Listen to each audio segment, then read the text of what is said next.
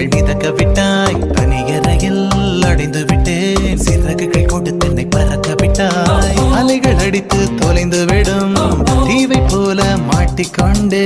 இறுதிச் சடங்கில் மீதிகள் படும் பூவை போல் கசங்கி விட்டேன்.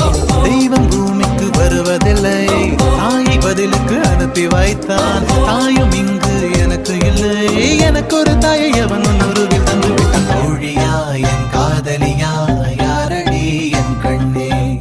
தோழியா என் காதலியா யாரடி என் கண்ணே.